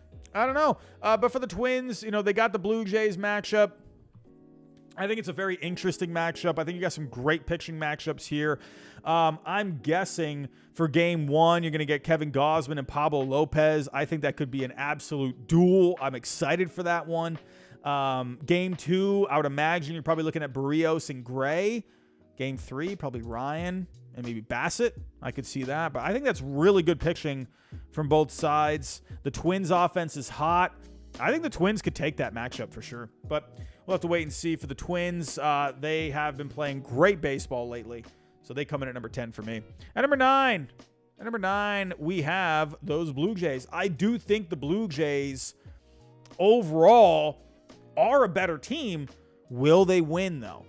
Listen, the better team doesn't always win. I may have the Blue Jays ahead of the Twins here, but the Twins could absolutely beat this Blue Jays team. Again, when it comes to the playoffs, it comes down to matchups, right? And the Twins can match up with the Blue Jays, especially with how hot their offense has been lately. The Blue Jays, though, 7th in offense on the year. This month, they only rank 14th, so they need to pick it up a little bit. Vlad, Biggio, Springer, they've been hitting well lately. Varsho, Bichette, they've been hitting well in the last couple of weeks. So they really need those bats, man. If they can get all of the bats just firing, that could be really good for them. But the starting pitching, 6th on the year in Fangraph WAR, like I mentioned, Gausman, Barrios, Bassett, games 1, 2, 3. I think it's really solid. I think this Blue Jays team is absolutely capable of making a run in the playoffs. I completely think they're capable. We'll have to wait and see. Man. Here we go. Number 8, Texas Rangers. Here we are. They did it. They looked like they were just dead in the water. And, wow, they pulled it off. They did lose the West. I mean, let's be frank about that one. They did lose the West on the last day. They ended up getting the second wild card. They'll be going up against the Rays in the first round. I think that's a pretty good matchup right there. Remember, when the Rays and the Rangers, they were playing earlier on in the year, I was even saying, could this be a playoff preview? And here we go, playoff preview. The Rangers offense, 4th in offense on the year, 7th this month. Seager, Semien had monster years this year. Seager, if he had a full season of health, I think very well could be the MVP. He had the injury, though, at one point, missed some time. They both combined for a 12.3 Fangraph WAR. That is absolutely paying off for the Texas Rangers. Yeah, monster contracts for those guys, but that's definitely paying off. Adolis Garcia had 39 homers this year. Nate Lowe with a solid on base of 360. He's underrated.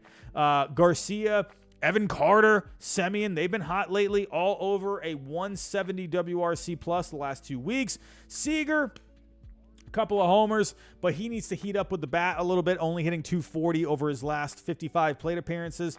The starting pitching, they rank 8th on the year, but only 17th the last 2 weeks. The Rangers starting pitching worries me a little bit. listen, I talk about stuff, right, in the postseason. I like Eovaldi. Montgomery, he's been good.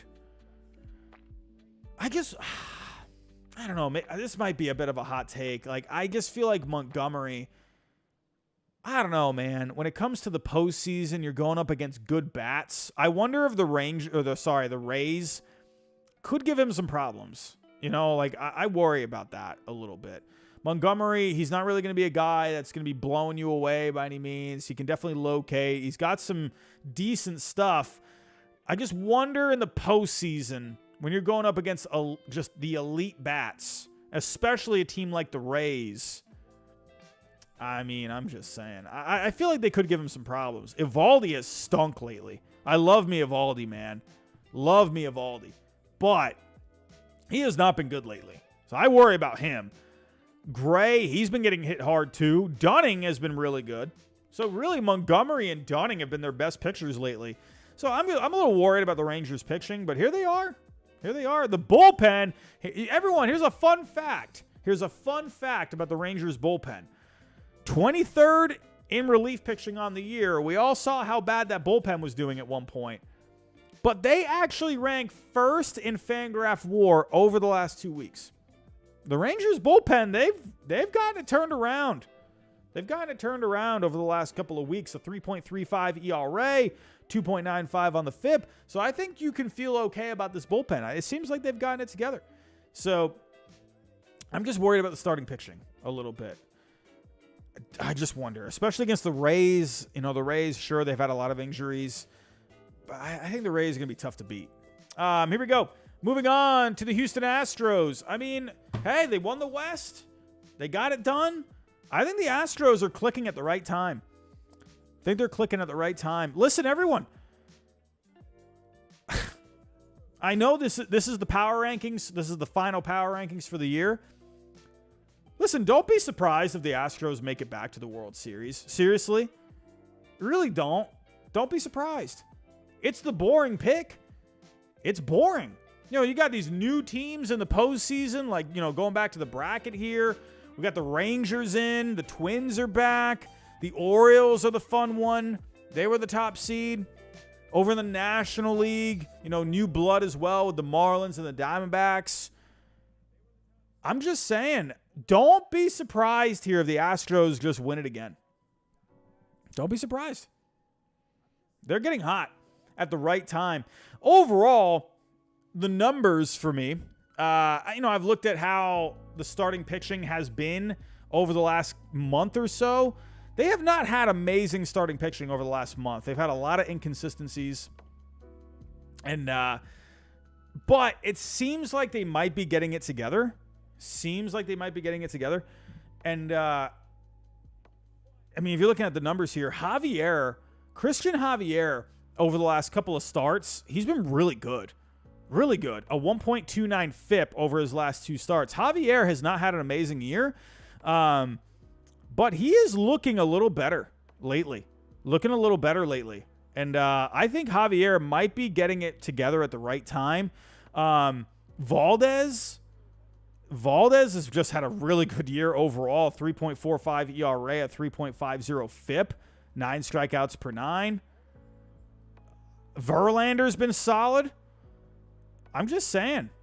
I think the Astros, why couldn't they win it again?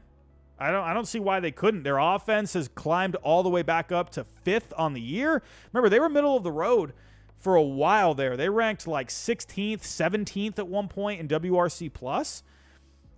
And they have been really hitting lately. Very good offense lately. Alvarez, he missed a lot of time, but he ended up having a good season overall. Altuve missed time, remember that, but he was on fire down the stretch. Tucker with a great season. 5.0 Fangraph WAR. Bregman had 25 homers and 98 RBIs. Yainer Diaz, a 538 slugging. Tucker, Alvarez, Diaz, Altuve, they've been hot lately. I don't know. Like, the Astros just look really good. Looking at the numbers through the whole year, their bullpen doesn't rank really well. And some people in the chat, I see Naveen Ali questioning my decision. The Astros bullpen only ranks 18th on the year. So that was something that affected their positioning here, that knocked them down a little bit. The bullpen, they got some good arms at the back, but they definitely need a little bit more when it comes to the middle relief. I think in the postseason that might not matter all that much if they lean on those big arms in the back end. But overall, I think the Astros are set up perfectly. Because when we're looking at what's going on here, they now get the bye, so now their starting pitching gets the rest a little bit. I mean, their starting pitching will match up very well against the Blue. I think you could argue the Astros have the best starting pitching in this entire American League out of all these teams. The Blue Jays got a couple of guys, but when I'm looking at a big three of Verlander and Valdez and Javier, who's gotten it together in the last couple of starts, I don't know. They got more pitching than the Blue Jays. I like that pitching better than the Twins. I like the Twins pitching. The Rangers, I don't feel confident with. The Rays, I do like the Rays pitching a little bit. I do. But I like the Astros a little bit more. The Orioles, the number 1 seed, I do like their starting pitching. I think their starting pitching, is a little underrated. I think they're pretty good. Bradish has been really good lately. Grayson Rodriguez is nasty, but I wonder about the experience with him. I'm sorry. I'm looking at the Astros right now, and I'm like, I just feel like they have the edge. I don't know.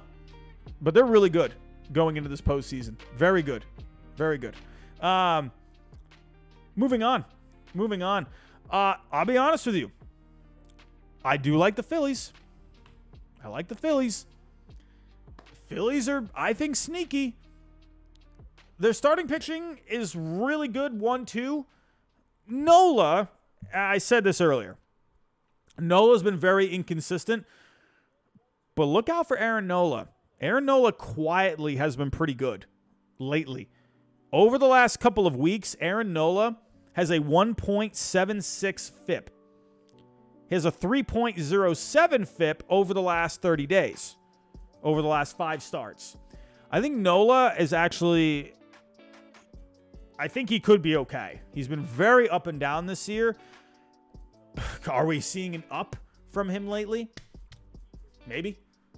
But I would feel okay with Nola, at least as of right now. Who knows? That could change. First inning, he gets into the postseason, he gets knocked around, and then you completely change your mind.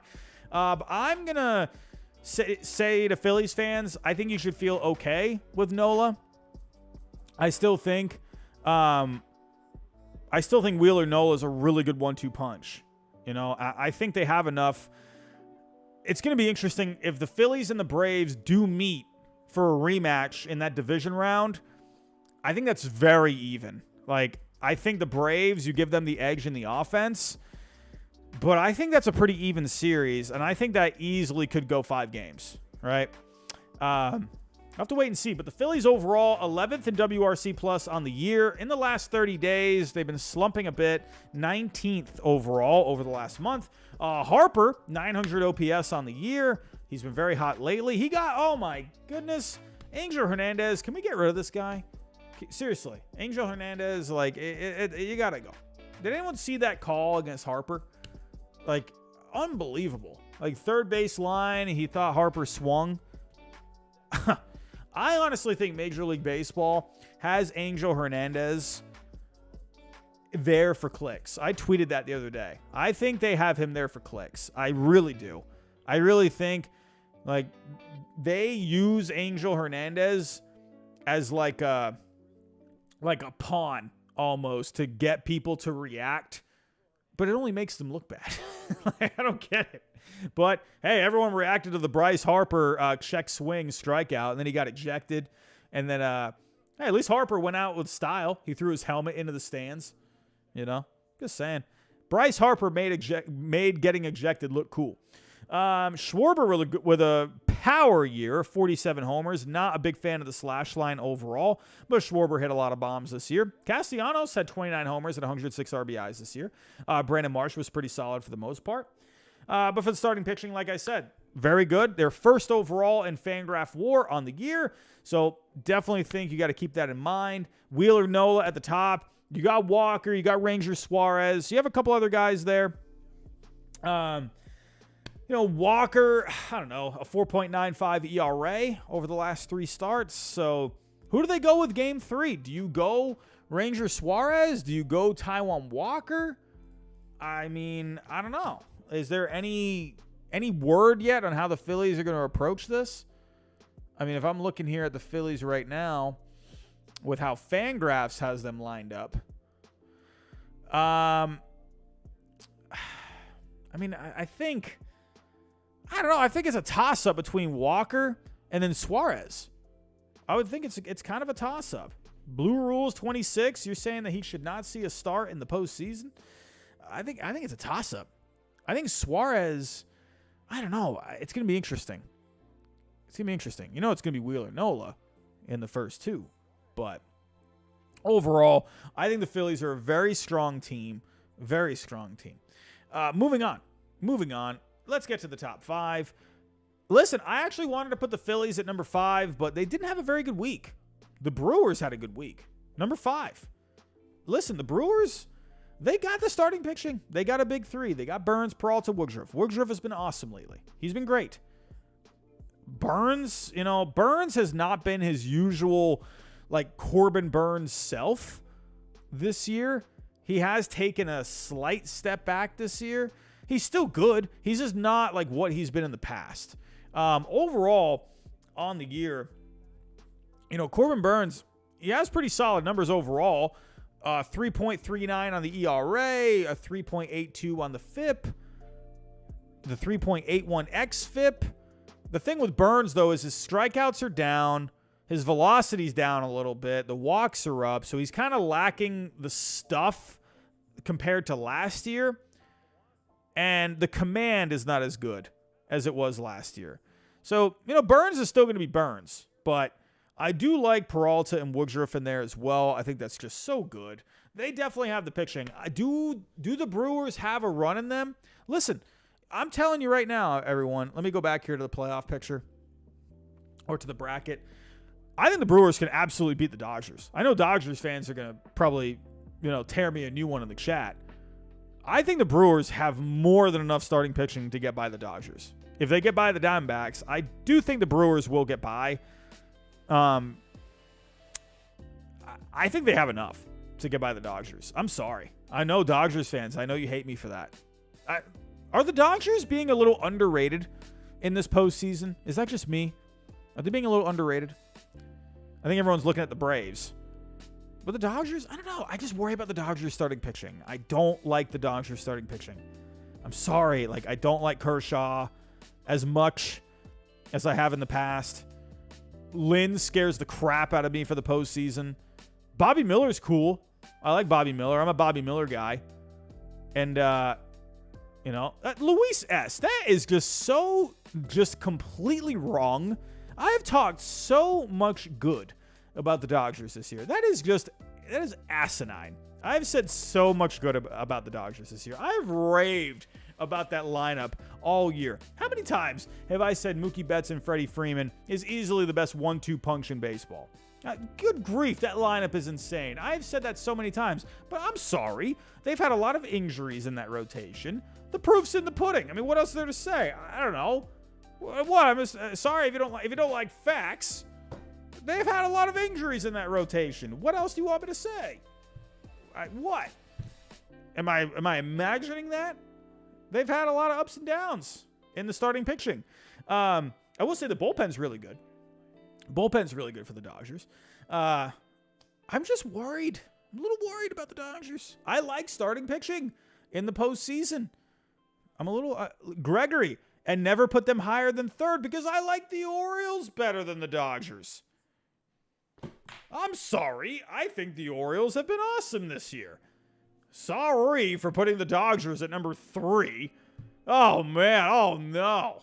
I put the Dodgers at number 3. That means I just hate the Dodgers. Give me a break. What in the world are you guys talking about? Man, oh man, disrespecting the Dodgers, even though they're at number 3. What? Come on, give me a break. Here we go. Moving on. Back to the Brewers. The offense, though. The Brewers' offense. I don't know, man. I don't know what to think about this offense. I really don't. I don't know. Like Contreras, Santana, Yelich, they've been pretty good. Adames has been okay. I just wonder, are they going to get shut down? I just don't think they have an offense that can really go against some of these good starting pitchers. I think they have enough to get by the Diamondbacks. I think they could get by the Dodgers.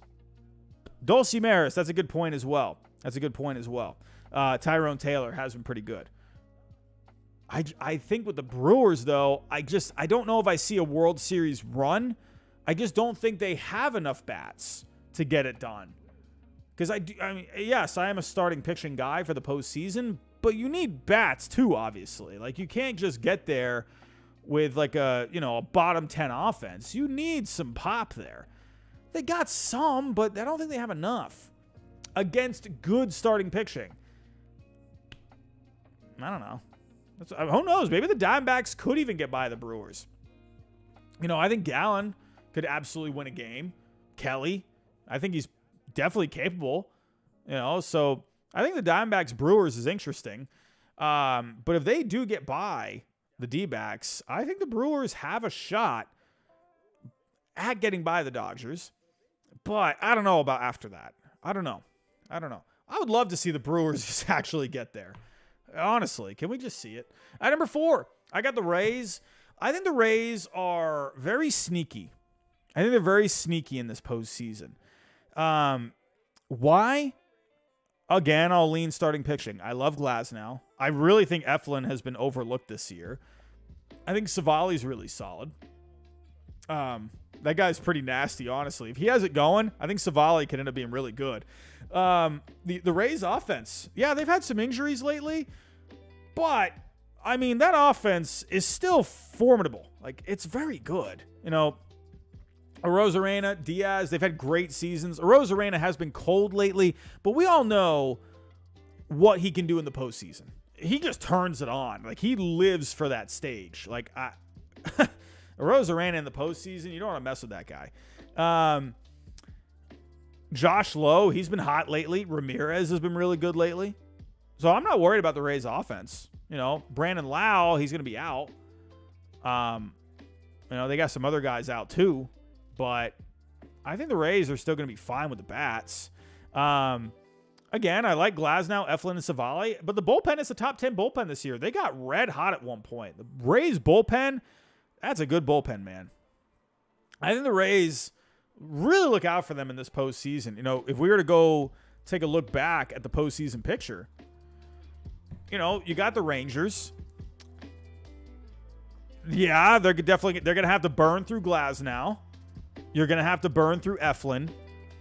If you start that division round against the Orioles with Savali, yeah, I'd say the edge probably goes to Bradish. Or whoever they go with, I would imagine it's Bradish in game 1. But you get Glasnow back for game 2. And then you get Eflin for game 3.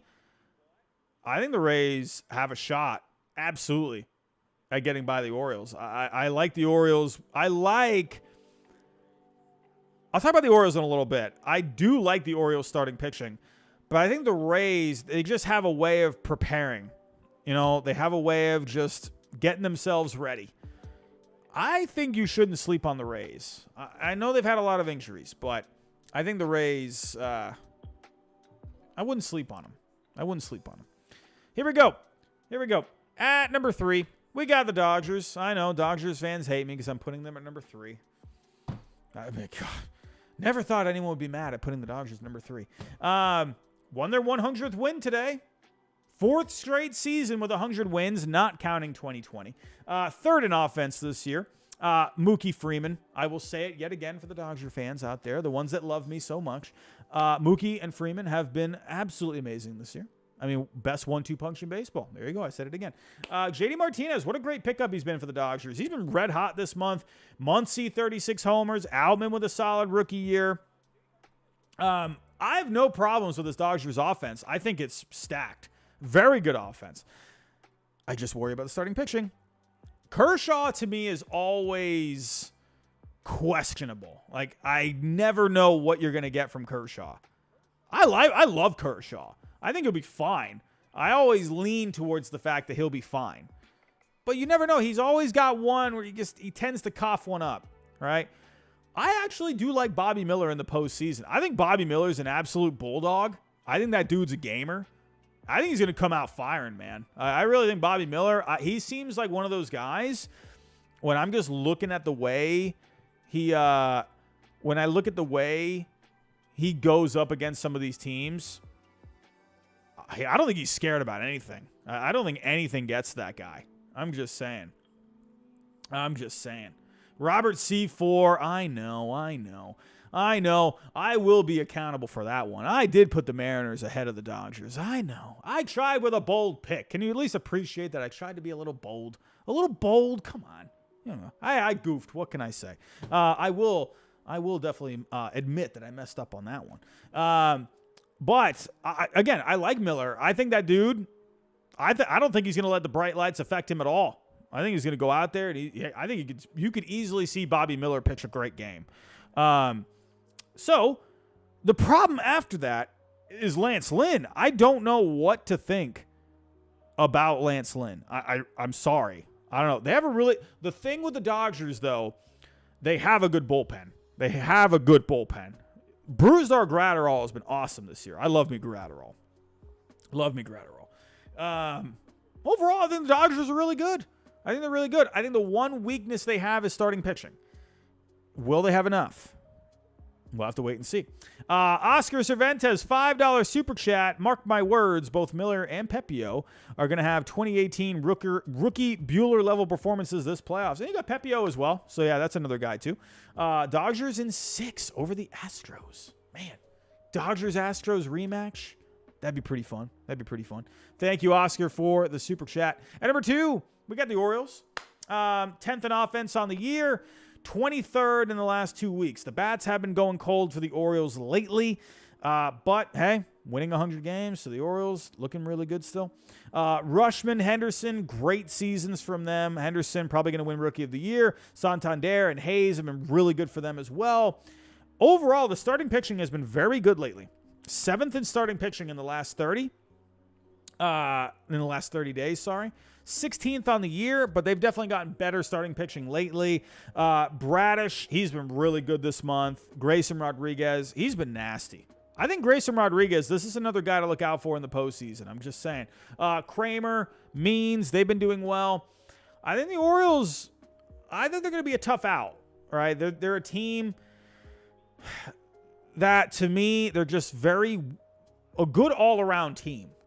They're like very good in all facets, right? A really good offense, really good starting rotation, really good bullpen, one of the best bullpens in the game, second in relief pitching all year.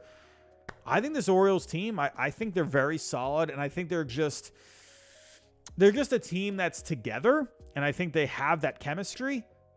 I think they're just a solid team, a solid group of guys, solid coaching staff. I think this Orioles team is really good.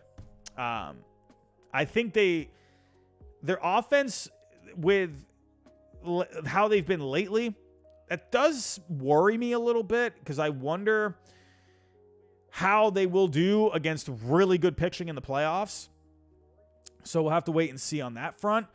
I think they have enough pitching to really get by. And I like their bullpen. So I'm just saying.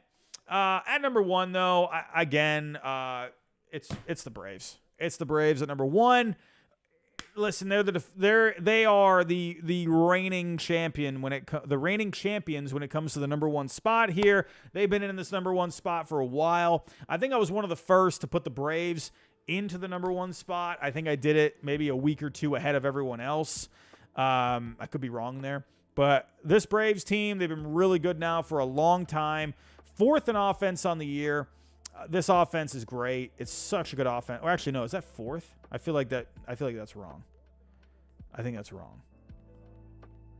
No, they are first in offense. I'm sorry. I don't know why. I made that typo there. I got my notes. And I'm like Ron Burgundy. I see something written down and I read it. So, yeah. Don't ever put a question mark in my notes. Starting pitching. This is where I worry a little bit about the Braves. Braves fans, hear me out. Hear me out. You have to lean very heavily on Strider, in my opinion. I like Fried. Don't get me wrong. I think the blister thing, not a big deal. Whatever. Not a big deal. Strider, though, to me, that's the kind of pitcher that you need to really carry you, right? Losing Morton, I think, hurts, right? You're not going to have him for the first round. Looks like he's going to be back for the championship round if they make it there. I'm just saying, man, I am a little worried. All right. I like Fried, but Strider to me is the kind of pitcher that you need for a postseason run, right? Like we saw the Astros last year with how good their starting pitching was. Strider is that level. All right. And I think, because listen, you got Fried for game 2, you got Strider for game 1. I think that's how they're setting it up. I would imagine that's how they're doing it. But after that, it is very questionable. I don't mind those two guys at all. I love Strider. I think Fried is really solid. After that, Elders had a bad second half. Kyle Wright, you can't have any confidence in at the moment. You're going to have to, listen, if you get to you're going to have to get 2 starts at least out of Strider. Honestly, I don't think you can even get more than 2 in that first round unless he somehow, some way goes crazy and comes back on like freaking 2 days rest. I don't see that happening. But for the championship round, I think it's very possible you would have to get at least a few starts out of him. Games 1, 2, or games 1, 4, 7. I think you would need that. Same thing for the World Series. I think you're going to have to lean very heavily on Strider in this postseason. So yeah, Fried, I think he's fine. I don't know, man. I don't know. I just worry. And listen, yeah, you need a good offense, but you need good starting pitching too. They have good starting pitching, but do they have enough? That's what I worry about. They got games 1 and 2 on lock. Games 3, 4? I don't know. And then, if you're going to start Strider more than once in a series, sometimes that can go against a guy. Right, where they've seen the guy already game 1, he comes back out for game 4, and they maybe figure him out a little bit more. It could also, go the other way around too, right? But I think the Braves really lack a good third option, right? Unless one of these guys steps up. I don't know, man. I don't know. I still think the Braves, they have earned this number 1 spot. They have just been phenomenal this year. I just worry about the depth. The bullpen also worries me a little bit. The bullpen has been good overall this year, but they have not been a good bullpen this past month. They only ranked 28th in Fangraph WAR in the month of September. I don't know, man. I think the Braves are fine. I think I can understand people picking them. I'm not going to be all in on the Braves. I think they absolutely could win it all this year. Absolutely. But they are really going to have to get a lot of guys to step up, in my opinion. So, I don't know. What do I know? I don't know anything. That's just my thoughts. Here are my power rankings, everyone. Those are the final power rankings of 2023. Listen, I've been... I've had a lot of fun doing these power rankings this year. I always love the people coming into the chat, yelling at me in the chat, telling me how I'm wrong, telling me how this team being under this team is a joke. I've gotten all the hate this year, but it was fun. It was a good ride. Another year of power rankings. Tomorrow, everyone, I will be doing my predictions for the postseason. You all know how great I am at predictions, so make sure you tune into that. That was sarcasm. And just take that with a grain of salt, please. Who knows? Maybe I can get it right this time. Who knows? Who knows? But I will have that out tomorrow. I will put out a video. I'm hoping for the late afternoon, so be on the lookout for that. And then we will be live tomorrow. I'm going to shoot for around 8 o'clock for a playoff preview, so be on the lookout for that. We will be live for that, so please tune in tomorrow night. I'm going to do my tiers. I'm going to rank them. I know I kind of just did my rankings here sort of tonight, but those are more like my regular season rankings. Postseason is different. It's a completely different setup. So, Thomas Berry, thank you for subscribing. I appreciate that. Everyone, I'm out of here. If you can, on the way out, hit that like button for me. I don't know where we're at with the likes right now. We're at 120 likes. If we can get to 150 on the way out, I will greatly appreciate you. But everyone, I'm going to get out of here. Don't forget about our sponsor, Underdog. The link is in the description down below. Don't forget about Factor Meals as well. That link is in the description down below as well. Make sure you use my code HYDE50. And, hey, go get yourself some good meals. I'm telling you, Factor, it's quite good. I wouldn't lie to you. 50% off on your first box of meals there. And then, and again, Underdog Fantasy, the code is HYDE. And don't forget about SeatGeek, everyone. Don't forget about SeatGeek. Hey, postseason games, you can go use SeatGeek to try and get yourself a good deal. I've been using SeatGeek over the last couple of years, so go check it out for yourself. Everyone, I'm out of here. Thank you so much for tuning into a full season of Power Rankings this year. We'll be back with Power Rankings next year. But don't forget, postseason, we are going a lot of lives, right? A lot of post-game reaction. We will be going live pretty much at the end of the night. Most nights, pretty much every night. There might be 1 or 2 nights where I don't go live. But be on the lookout for those as well. So make sure you have the notification bell turned on. A lot of postseason action coming up. So I don't want you to miss any of it. This is the #1 spot to find your post-game reaction for the postseason. Everyone, I'm out of here. Thank you so much for tuning in to Power Rankings this season and tonight. I will see you all tomorrow night. Have yourself a great night, and I'll talk to you next time. Talk to you tomorrow.